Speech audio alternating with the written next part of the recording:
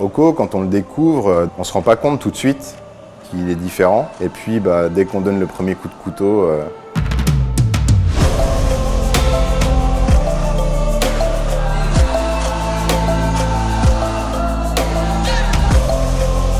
c'est une innovation parce que déjà une couverture de fèves entières, c'est un produit qui n'existe pas sur le marché. C'est la première fois qu'on va utiliser des fèves dans leur intégralité avec leur coque pour créer un produit.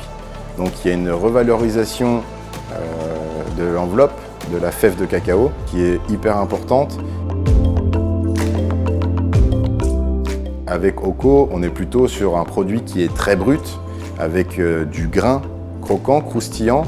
Et là, c'est vraiment quelque chose qu'on assume pour avoir un produit très différent. Oko, c'est comme un diamant brut. C'est une pierre à tailler qui va en fait être sublimée par l'application qu'on va en faire.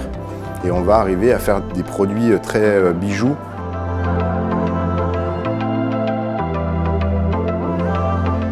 Oko, c'est un produit qui sort du cadre. On ne peut pas arriver en utilisant Oko par hasard. C'est vraiment l'inverse. On vient avec l'idée d'utiliser Oko pour réaliser une application. Oko, quand on le découvre, on ne se rend pas compte tout de suite qu'il est différent. Mais c'est quand on s'approche un peu qu'on commence à se demander ce qui se passe à l'intérieur. Et puis dès qu'on donne le premier coup de couteau, là, il n'y a plus de doute, le grain est là.